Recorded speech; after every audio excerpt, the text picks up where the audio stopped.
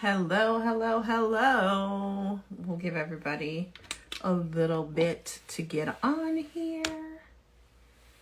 And we will go from there. It is a beautiful day, and I hope everybody's having a good one. So, let's see what happens.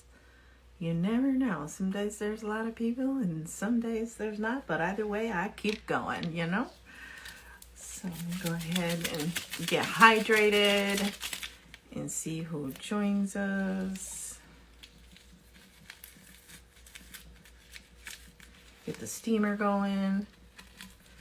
We're going to talk about something very near and dear to my heart today.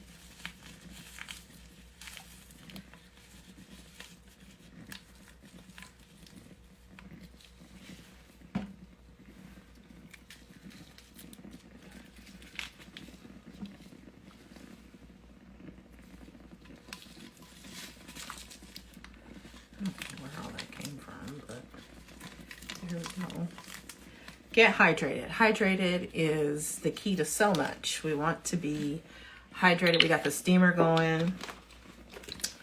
Hopefully I don't plan on using that brush. But let's get some cleanser on.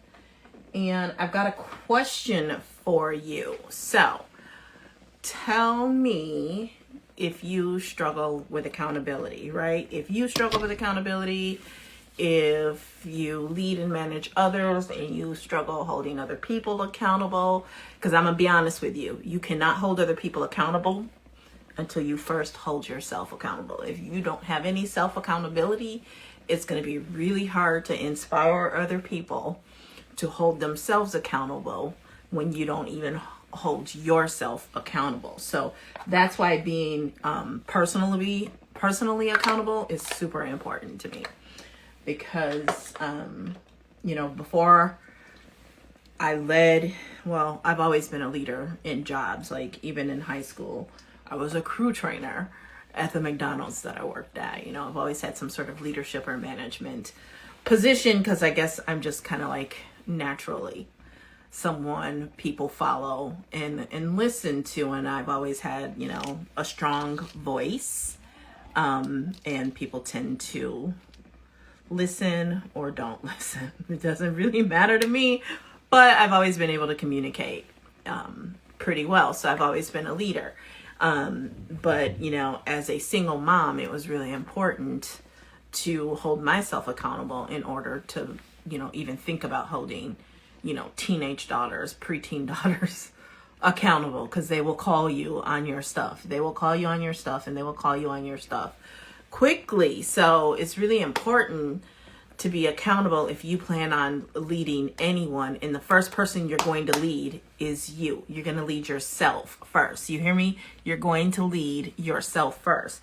And so if you don't have any self-accountability, no one else really cares what you say, because they're going to pay attention and they're going to know if you're not doing what it is that you say you're going to do. So for me, if I expect people on my team of affiliates to post every day, that's one thing they will all tell you. I'm very consistent. I post every day. I state my goals at the beginning of the month to my team and let them know what I am working on, and I keep them updated on that progress throughout the month. Okay, so we're going to talk about how I hold myself accountable. So you let me know in the comments if this is something that you struggle with, because there's no judgment. Okay, there's absolutely zero judgment on if you hold yourself accountable or if you struggle with it, because I'll be honest with you, I think everybody struggles with it at some point. Where I may be strong at holding myself accountable in one area of my life, I might need some improvement with it elsewhere in my life. For example, one place that I've struggled with it is what I put in my mouth. You know what I'm saying? Because your girl likes to eat, and she loves cheeseburgers. She loves pizzas, okay? She knows the carbs are not her friend, and sometimes she overindulges in them, right? And so we all at some point struggle with accountability. We all go through different seasons of our life, and different things happen that make it either easier or more challenging to be accountable. But you can do it. You can do it. You were made to do tough things. Okay. So my first tip on how I hold myself accountable is, I don't think I'm going to be able to do this. Will I? Okay. So my first tip on how I hold myself accountable is write it down. Write it down. As Jim Rohn would say, work from paper. Don't work from your mind. You know, if there's something that I want to remember, I have to write it down. Okay. I've got to write it down. I've got to note it somewhere. And another thing I do is I tell Siri to remind me. Siri, remind me, right? Like, you know, those things, all those free trials that you can get all over the internet. I tell Siri to remind me to review and decide if I'm going to subscribe or not before they bill me, right? So I will count the days, and a few days before, I will have Siri remind me. Siri will say, hey, you need to go look at that Apple Music subscription. Hey, you need to go look at that. I don't want to keep picking on Apple. You need to go look at that Apple TV subscription. You need to go look at that Netflix subscription.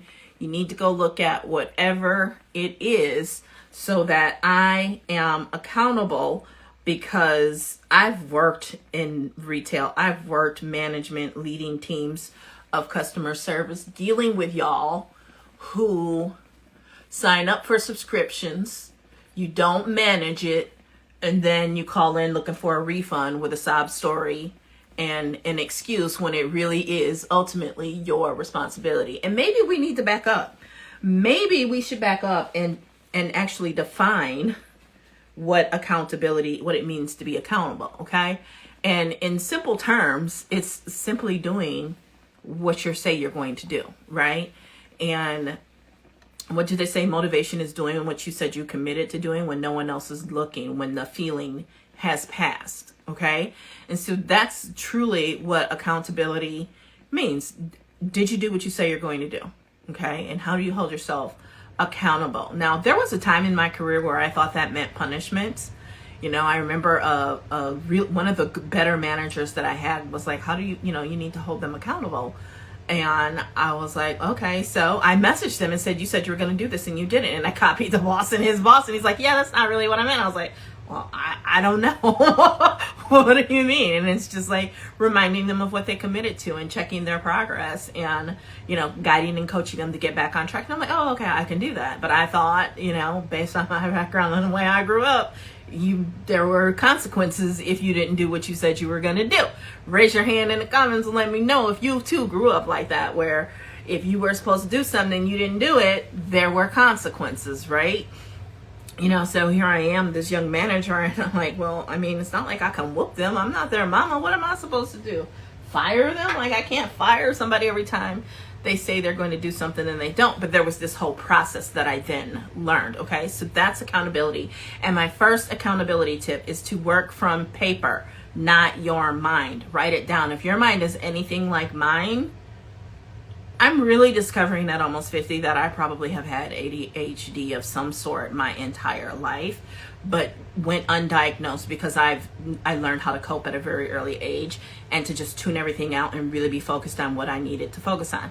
Now, as much as being all over the place could have been a problem for me, sometimes me being hyper-focused has been a problem in certain environments, but that is neither here nor there. We're talking about accountability. I only bring that up because when I say write it down on paper, like I said earlier, I have to write it down. I have to have Siri remind me. Otherwise, I don't remember, because I can get very hyper focused on what it is that I need to be working on. And it's the little things that sometimes fall through the cracks because I'm really focused on something. And so if you approach me with something, sometimes it's best for me to write it down and get back to it later versus really obsessing over it and dropping what I'm doing. Okay. So work from paper, not your mind. And the second tip I would say is to really be careful of what you commit to. really, consider your entire workload. How important is it? Prioritize it. Is it someone else's urgency? Is it someone else's lack of planning? Is it someone else's lack of accountability? And do you want to take that on? Right? And that's key. That is absolutely key. Right? So I'll give you an example from from the affiliate / network marketing world. I'm not a person who waits around for someone to tell me what to do, especially because I have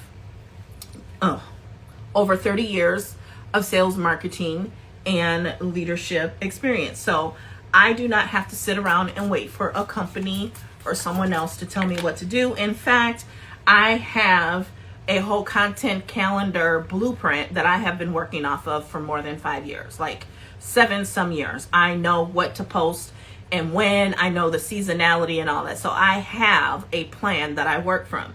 So if a company and its leadership, sometimes take all day, or they don't give you the direction that you need in order to build your business and not be working your business at their mercy, at their whim, meaning they throw things at you last minute. And this is how I came up with this. What I do is I have my own content plan, my own marketing plan, my own seasonality plan, and I work from that. And then I pick and choose if I'm going to participate in whatever promotion and things that they have going on, because those that it's meant for will know about it regardless. Okay? But I'm not going to stress. I'm not, because that's the biggest thing for me with accountability. I think it's for some of us who are really super high achievers. The big challenge is managing the things that we know we need to do, managing the things that we want to do along with that. And then on top of that, reacting to everybody else's lack of planning, lack of foresight, lack of, right? And how to manage all that. So I guess this really kind of what this is too, is it's how do I maintain my sanity, protect and manage my energy, and not be at the whim of everyone else, right? I think that's also true as a mom, right? Because I remember those days when even my kids were a little bit older, and my mom would call, and I might have had a 45-minute commute that some days was like 60 minutes and even 75 minutes. Ouch. And she would, and this was like on the Primeco cell phone, and she would call and want me to stop here or there. And I had to learn to say no. I had to learn to say no. That just because, I'm in Milwaukee doesn't mean I can go 20 minutes out of my way to go pick up something that you ordered from somebody. If it works, great. But when it doesn't, I'm not going to stress myself over it and be a people pleaser and do it as a people pleaser. And now my whole schedule is thrown off. My peace is thrown off. My energy is thrown off, So it is carefully deciding what you're going to commit to and being realistic. And yes, I said that because I know everybody's telling you, not to be realistic and all these other things and to set big, hairy, audacious goals. And that is true. But at the same time, there are still only 24 hours in a day, 7 days a week. And you are one person who probably has commitments to a slew of other people, including a husband. And while I don't have one, I've had a man, and I know how much of an additional child they can be. Okay, so I get it, right? And if you are sandwiched, myself, other people I know sandwiched between themselves, there's them, and then there's parents, and then there's children, right? Even before my mother was getting older, because she's taking care of my fully disabled brother. And yes, I have a certain feeling of commitment and obligation to help with him. But at the same time, when I had 2 children, a career, and other things going on, I could not always, just drop everything and show up. So you have to be very careful about what you commit to. And the big thing is, just like you don't want to undercommit, you don't want to overcommit. But if I had to choose, I would first undercommit and then slowly add to it before I overcommit it. I'm just going to be honest, because for me, protecting my energy and managing and maintaining my energy is very important. Okay.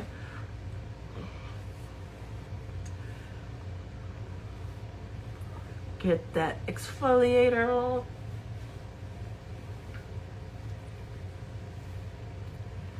You know, and other people will always have time for you to do stuff. They will always be able to come up with something for you to do. And they're sitting comfortable, you know, and it's adding to you and stressing you out. And it was hard. Like, I grew up in a home where, you know, you owe everything to your mother, right? And in a culture, look at that. That's why we exfoliate. Where you owe everything to your mother. You would be nothing without your mother. And it's like, that's true. But I also have other responsibilities. And I also have to maintain my own mental health. I also have to maintain my own energy. You know what I'm saying? Like, because you can't be going to work all, you know, energy all messed up because of what everybody else is putting on you, right? Even your children. I remember the day I had to say to my then, like, 16-year-old, look, you seem to have woken up on the wrong side of the bed. And when she was younger, I remember telling her, once you woke up on the wrong side of the bed, you need to go back to bed. And I looked up and the girl literally got back in bed and then got on the other side of the bed, but it worked, right? But so by the time she's 15, 16, that doesn't necessarily work anymore. So I'm like, look, you seem to, because I noticed this pattern, you seem to wake up and you're in a bad mood every day until you transfer that bad mood either to me or your sister, and then you're happy as a clam. And I'm letting you know today is the last day. Yesterday was the last day. That's not flying today, okay? So you also have to kind of be aware of other people's energy and help them manage it and just let them know. Set boundaries, you know what I'm saying? So that's kind of like two. It's carefully omit, but it also could be setting boundaries. And I think this is really, really important. You have to remember your why. It's so important to remember your why, because that's going to help you be accountable. And that's why everybody spends so much time on your why.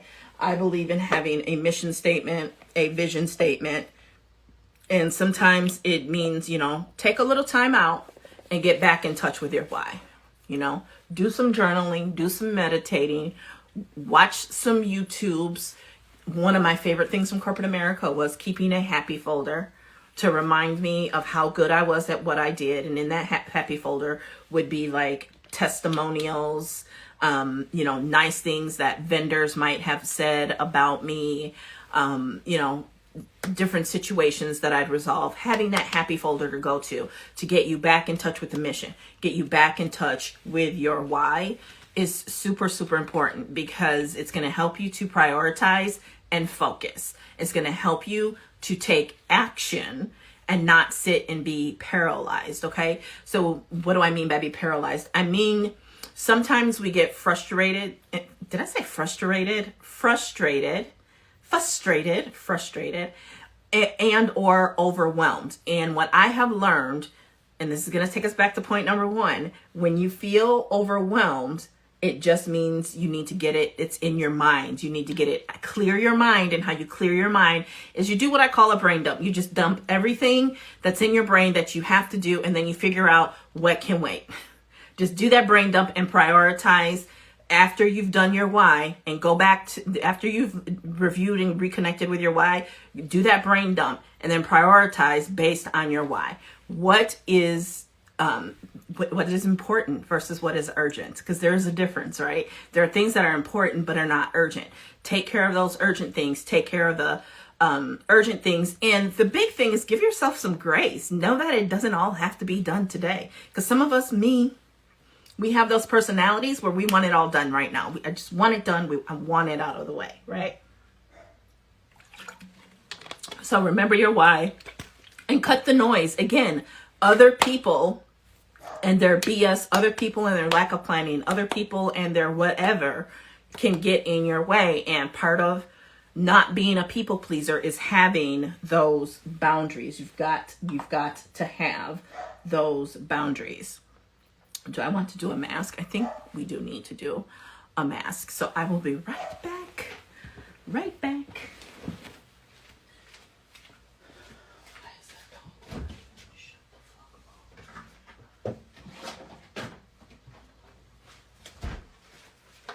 Okay, so what mask are we going to do today? I think I want to do hyaluronic acid. We're going to do a hyaluronic acid mask. And I think that'll be good. Okay, so we're going to do some hyaluronic acid mask here. Okay, so if you just joined us, what we're talking about is some tips on holding yourself accountable, doing what you're supposed to do even when you don't feel like doing it, right? Because that's really what this is all about. You know you got to do it. You know you're supposed to do it, but you just might not feel like it right now, okay? It happens to all of us. So if it happens to you, just drop a me in the comments. Okay, let's get this mask on. Skincare is a perfect example. You know, I always preach and teach, remove your makeup at night, remove your makeup at night, right? So again, if I'm not removing my makeup at night, who's going to believe me when I tell them that's something that you should do for good skin, right? Oh, that's cold, but it feels good. Feels good. Okay, so accountability, doing what you are supposed to do, what you said you would do, even when you don't feel like doing it, okay? The big thing, especially for us online, internet, affiliate, network, e-commerce people, there are so many coaches, there are so many gurus out there, and they all have their rules to live and die by, which is fine. Ain't nothing wrong with that. However, it is based on their journey. It is based on their contract. It is based on their experience. It is based on their audience, their customers, what they're selling. It is based on their reputation. It's based on all of those things, right? Now, that's different than the person who may be over an agency in the social media marketing world, for example, who has enough data to support numbers by industry, numbers by category, and it's across section and they've got more than 1,000 data points. They might have a little more validity. The reason I bring this up is because I see so many people have a launch, for example, and then they're so disappointed because they didn't have the same kind of numbers that so-and-so had. Well, you got to remember that so-and-so is reporting numbers over one launch, or it might be their most recent launch, but they had 9 failed launches before that. You have no idea. It is a nice guideline, but the only numbers you should be concerned with is beating the numbers you had the iteration before. I'm going to say that again. Only be concerned with beating the numbers of the iteration you had before. Are you improving? Are you moving in the direction that you want to go in? And not so much concerned that so-and-so said this is going to fail because we didn't get enough people on the webinar. That has nothing to do with it. I won't say nothing, but it has little to do with it because there's so much more that you can do and you can learn from that and modify, adjust, and control. Okay. So I bring all that up to say, at the end of the day, there are these gurus, right? And like I said, what they're telling you is based on their own journey, their own experience, blah, blah, blah, blah, blah. It might even be based on a segment of customers, you know, across multiple industries, a specific industry and all of that. But at the end of the day, you really should only listen to people who have what you want, who are where you are trying to go. And ultimately, you should listen to yourself, right? If you're doing your personal development daily, if you are doing your spiritual development, if you are walking in your spiritual walk, you should have a voice inside of you that is guiding you and letting you know what the next step is. Okay. You might not always know the how. It might literally be step by step, but you should be able to listen and follow that inner compass. You should ultimately be able to listen to yourself and know that you can't muck it up, right?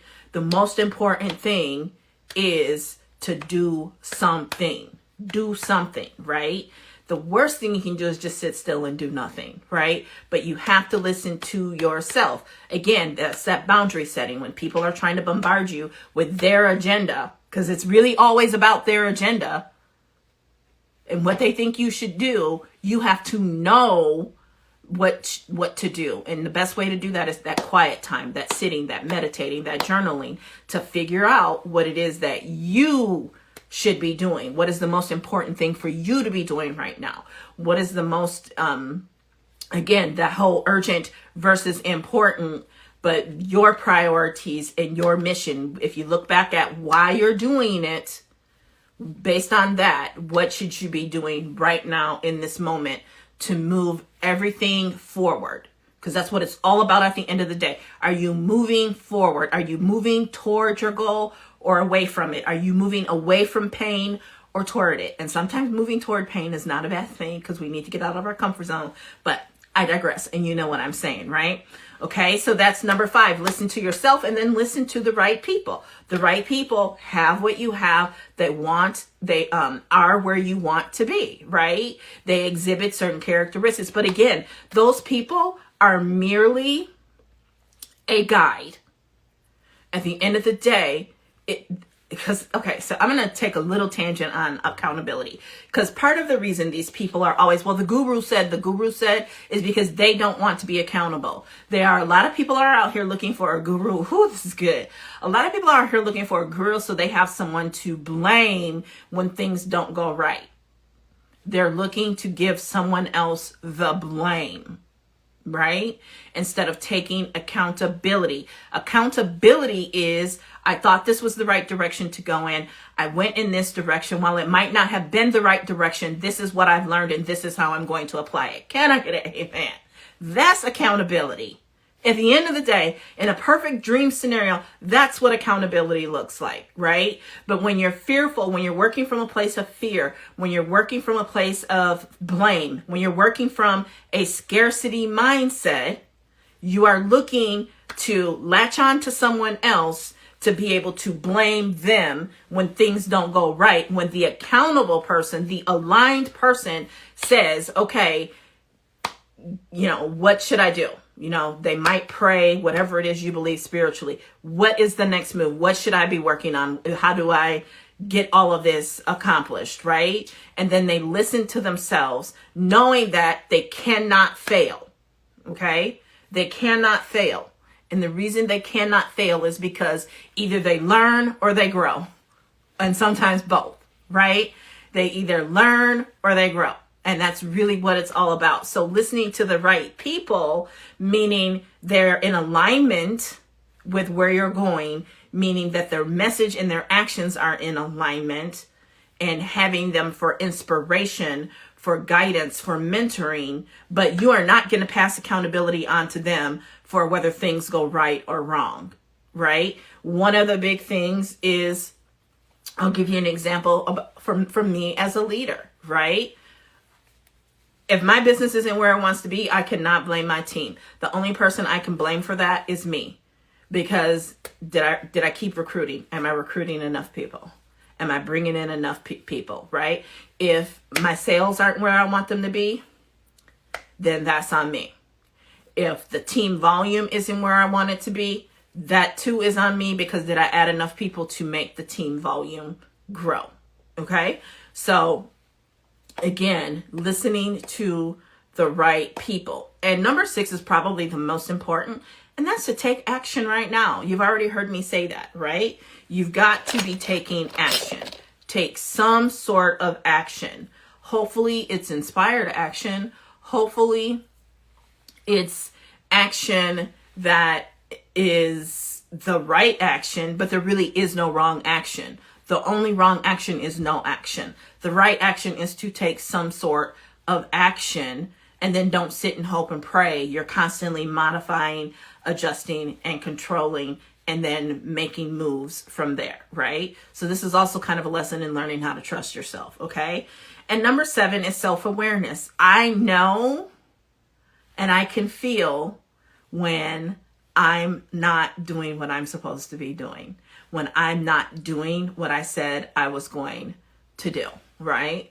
I even know my seasonality. I know January, usually by January, your girl is tired. She's so tired because she's worked so hard and so intensely for the bulk of the year, from spring clear through the holidays that come January, and it's winter and it's dreary here and ain't no sunshine and it's bitter cold and sometimes avalanches of snow pouring down from the sky. But again, accountability is doing what you say you're going to do regardless of how you feel, right? And so I know that I'm coming up, that when that season is coming, and I have built and learned to build in certain things into my life to keep me accountable, right? I do a ton of networking. I make sure I'm checking in with my business bestie. And if I don't hear from her, I'm checking on her because she goes through the same thing, right? So I have that accountability partner. I will run a challenge so that I have to show up. I will run an online challenge in January so that I have to show up because I understand that my reputation is everything. And I have to be accountable to hold the reputation that I want to hold. And so I will run a challenge to make sure that I'm showing up. And if I'm not showing up for myself, that's a season where I'm going to show up because I committed to. I'm going to show up for what I committed to do and not hightail it because I want people to believe in me. Okay. So that's that self-awareness. And once you're self-aware, like I said, you can build in your contingencies, you can build in your plan, and you can attack that. Okay. So, like I think I was starting to say, and I failed to complete that thought, skincare. Oh, I think I did complete that. I talked about how I make sure I remove my skincare and my makeup at the end of the night. I make sure that I am changing my sheets at least weekly because I'm preaching that to people. I make sure that I am, making sure my pillowcase is changed, right? Because these are things that I'm out here on these internet streets telling people to do. I better be doing that, right?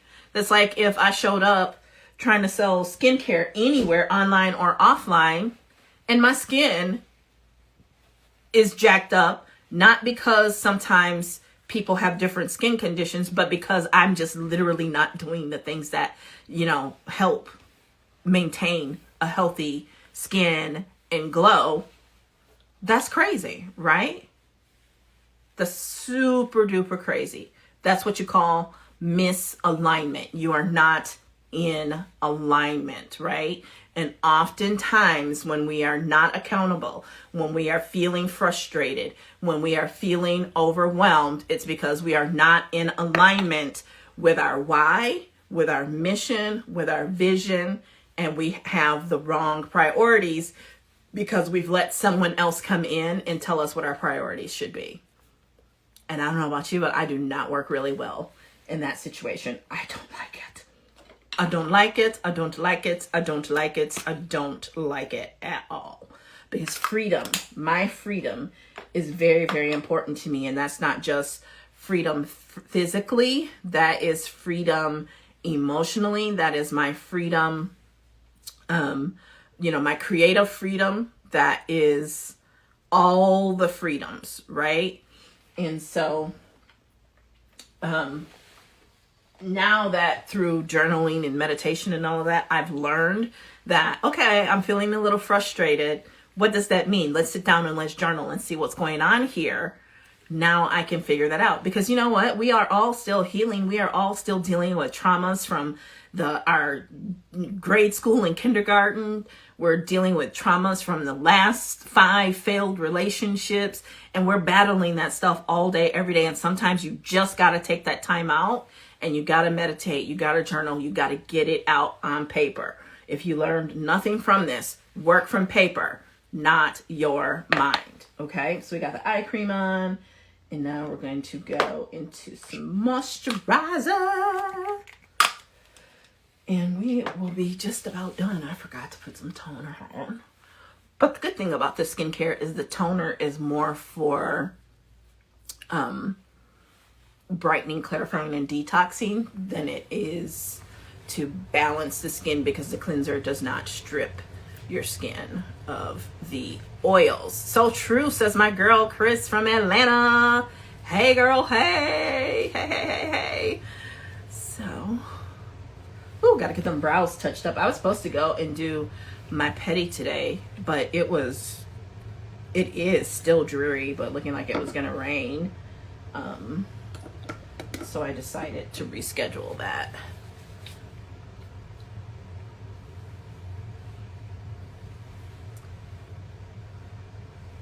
So if you are not making the sales online, if you are not getting customers, clients from online, you got to look back at what are you preaching and teaching compared to what you're actually doing, right? So if you're inconsistently posting, if you're inconsistently engaging with people, if it takes you 3 months to reply to people when they message you, if you're not consistently engaging with the people who engage with you and replying back to their comments, that's why. And you've got to become accountable to that. And until you become accountable to that, you will struggle with it, because you do not need a huge following at all. I'm here to tell you, I made my first dollar on Instagram with like less than 200 followers, I will say. My first dollar on Instagram. And it was in a few days of actually even trying to sell anything on Instagram. So again, it's about being accountable and working smart, setting those accountabilities, and most importantly, working from paper, not your mind. So thank you so much for watching. If you're interested in any of these products that I've shared, you can visit the link in my bio. You can comment on the replay and always DM me, and I am more than happy to help you.